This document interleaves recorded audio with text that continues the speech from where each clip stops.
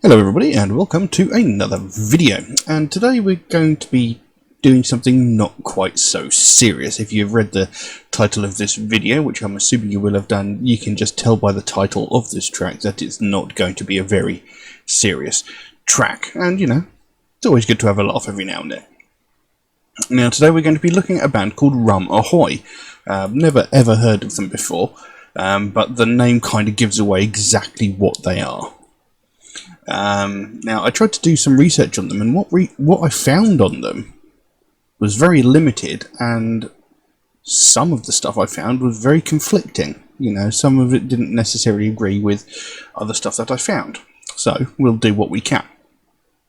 What I found was Rum Ahoy were a band formed in 2011. Now, here is where there is an item of debate. They were either founded in Scotland, Argentina or North Carolina. I've found no definitive answer as to which one is actually correct.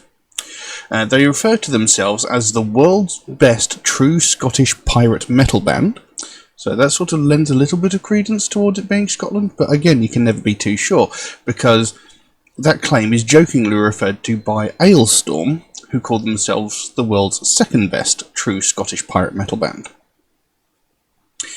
Now, all of the members of the band, apparently, they dress up like pirates, but apparently they all wear black ski masks for some bizarre, obscure reason. I could not find any, I couldn't find any information about why.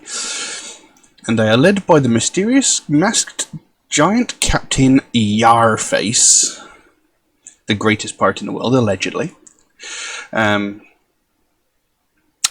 are joined by Bootsman Walk the Plank on guitar, Cabin Boy Treasure Crest on bass, and Swashbuckling Pete on the drums. Now, apparently they are a pirate band like no other and have an unmatched live show. So, apparently they're quite entertaining to see live. So, you know, pirate metal is something I'm familiar with. A good friend of mine is pretty much obsessed with pirate metal. Pirate metal? I don't know why I said it like that, but anyway. So, you know, we know this isn't going to be a very serious song, and the song itself is called Harambe, Pirate Gorilla. Now, this is about 4 years after Harambe the Gorilla was needlessly killed for whatever reason. I can't actually remember off the top of my head what exactly the reason was, but anyway, so, you know. And what I understand, this is actually a very recent track, which is off either their new or upcoming album, which is called Time 2 Party.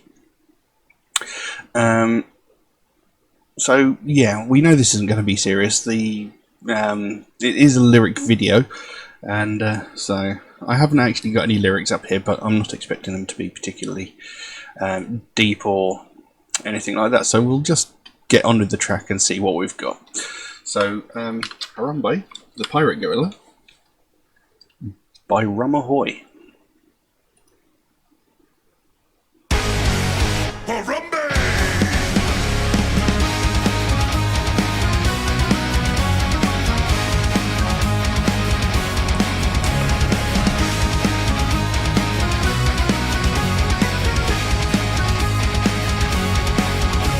I came from a land where it doesn't snow. To the south of the North Congo, captured by an explorer crew, imprisoned me in a tiny zoo. Ooga chugga, ooga chugga, ooga ooga ooga chugga, ooga chugga, ooga chugga, set me free. Hey, Harambe, king of the jungle, greatest animal in the zoo. Hey, Harambe, pirate gorilla, if you were alive, you could join our crew. Hey, Harambe, king of the jungle, greatest animal in the zoo. Hey, Harambe, pirate gorilla, if you were alive, you could join our crew. Puss out for Harambe, puss out for Harambe, puss out for Harambe. I spent all day and night, it seems, swept away in my pirate dreams, drinking rum straight from the flask.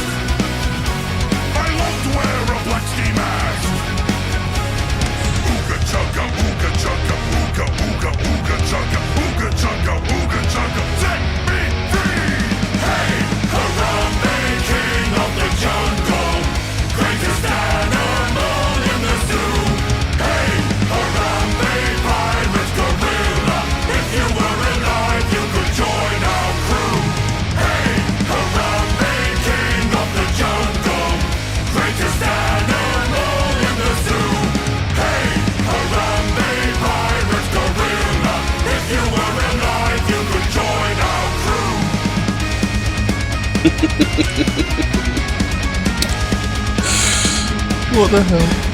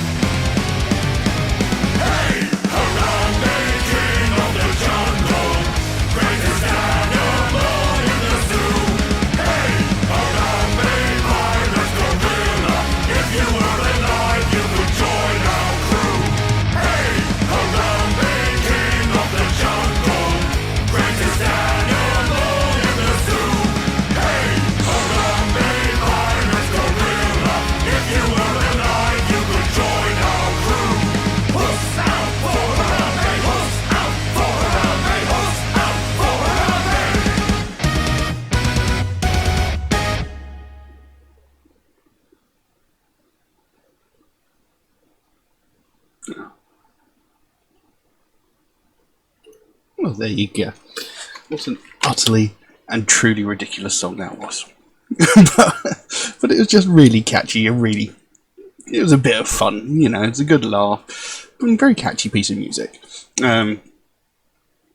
Obviously they're talking about, you know, how Harambe was sort of living happily in his natural habitat when people then came to the country and decided, oh, that looks like a nice one, and caught him and took him back and stuck him in a cage in the zoo, essentially.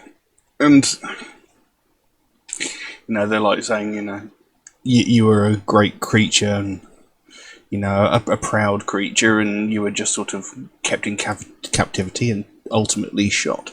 And we have enough respect for you that we'd let you join our crew if you were still alive, which is a bit of a strange thing. But, you know, silly song, good fun. Especially, I mean, what's going on with that ooga chugga, ooga chugga bit? I mean, what does that even mean? Where does it come from? You know, but, you know, good laugh. And, you know, it's nice to see that there was something dedicated to Harambe the gorilla, even if it was like I say, it was about 4 years ago, I think it was. It was around this time in 2016, I think it was, that it happened. Something like that. I can't remember exactly. So, you know, I suppose it would be like on the anniversary of the senseless and needless killing of the gorilla that, you know... Because, like I said, I think this is a fairly recent song. I think it was released like either a day or two ago. I'm not entirely sure. But still, quite a good bit of fun. It's pretty typical sounding for pirate metal. I'd still like to know what the purpose of the ski masks is. I have no idea. I mean, maybe it's like a super group made up of random people from other bands and they just want to keep that a secret as to who the members are. I don't know.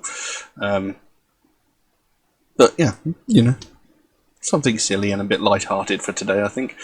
Like I said, not really much to read into it. It was just a silly yet entertaining and somewhat catchy track that I thought, you know, I might do that since, you know, we haven't had a silly track on here for a while since I did. I think it was Kamtar.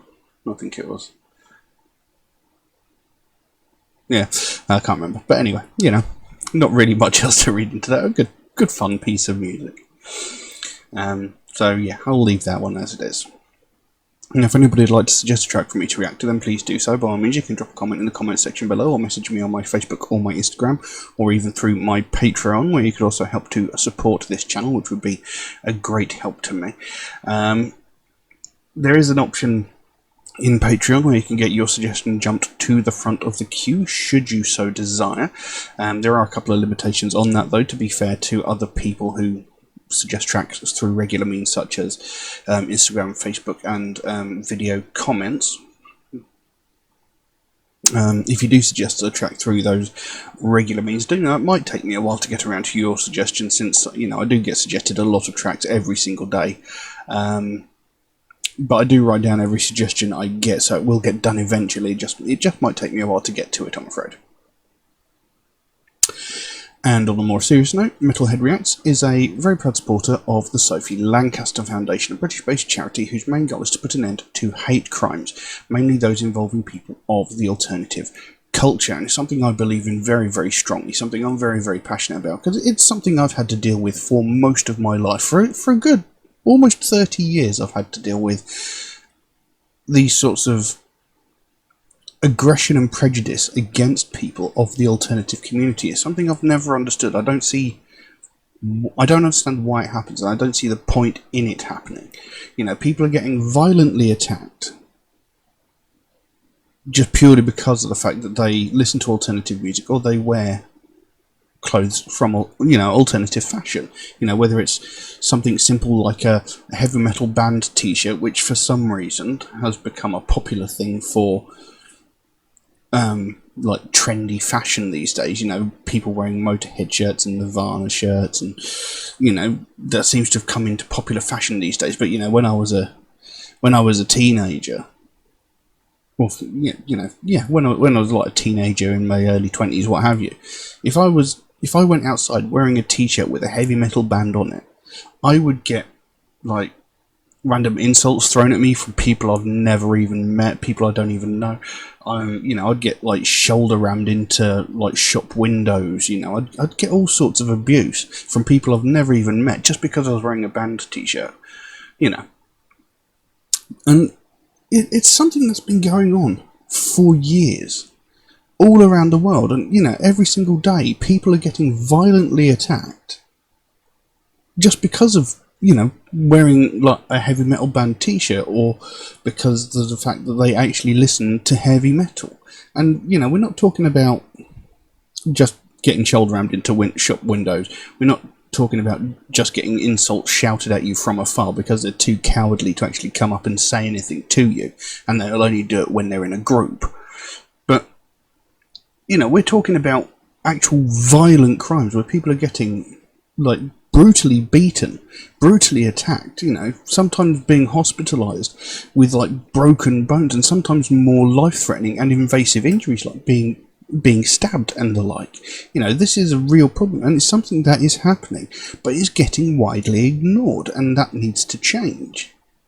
The last time anything like this was widely spoken about, it was about 12 to 13 years ago, when Sophie Lancaster and her boyfriend Rob Maltby were violently attacked by a group of 5 or 6 people. Again, a group of people. They always do it in groups. They'll never do it one-on-one, because they're cowards, essentially. They always do it in a group. But they got attacked. Both of these people got attacked by a group of 5 or 6 people, and they were beaten, punched and kicked, and they had their heads stamped on whilst they were cowering on the floor in fear, and they were beaten so severely that they both ended up in comas. Now, Rob Maltby, he did thankfully survive. He was in a coma for just over a week, I think. I can't remember exactly how long, but he was in a coma for a while, but he came out and he survived. Sophie Lancaster, on the other hand, spent 13 days in a coma before she succumbed to her injuries and died. This young woman was 20 years old, and she was beaten to death. She was murdered purely because of the fact that she listened to alternative music and wore goth clothing. Just because she wore something different, they brutally beat her to death. And this happened, like I said, 12, 13 years ago, and that's the last time we heard anything about it. But I can guarantee you, in the time since that happened, hundreds if not thousands of people from the alternative community have been attacked in a similar fashion.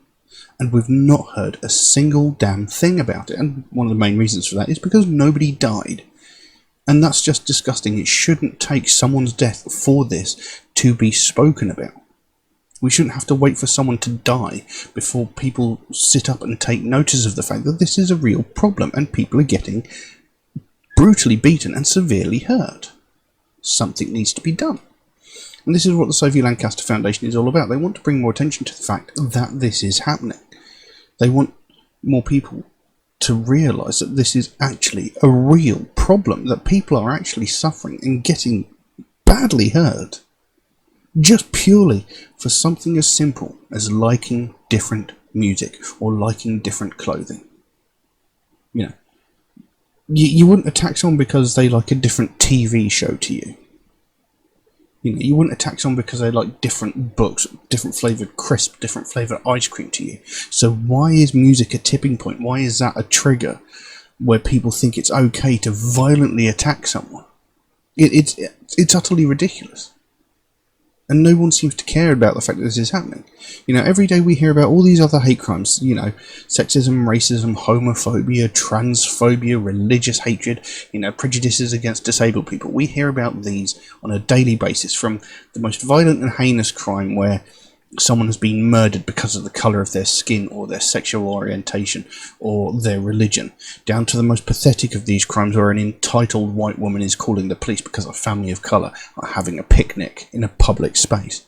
You know, we hear every facet of these crimes on a daily basis, but we don't hear anything about these violent crimes against people from the alternative culture, and that needs to change. You know, the Sophie Lancaster Foundation want to stop what happened to their daughter from ever happening to anyone else. You know, we can't allow it to ever happen again. It's something that should never have happened in the first place. They don't want to see another family go through what they went through when they had to watch their daughter slowly die over the course of 2 weeks because of the actions of a group of small-minded morons who can't handle the fact that not everybody is the same. Not everybody has to like the same thing. Everybody has the right to be an individual. So if you'd like to find out more about the Sophie Lancaster Foundation, there is a link to their website in the description below. You can go over there, find out what they're working on at the moment, and find out what their end goal is, because they can explain it a lot better than I can. And if you can help them out in any small way, obviously don't feel obligated to do so, but if you can help them out in any small way, whether it's a small donation through their website or something as simple as one of these Sophie wristbands from their web store, you know, the smallest amount can make the biggest difference. And the sooner we bring more attention to this, the sooner we get more people talking about this, the sooner we can help to stamp out prejudice, hatred, and intolerance everywhere. But I'm going to leave that as it is for the time being. Thank you all very, very much for watching, and I'll see you again soon. Bye-bye. Hey, Harambe, king of the jungle.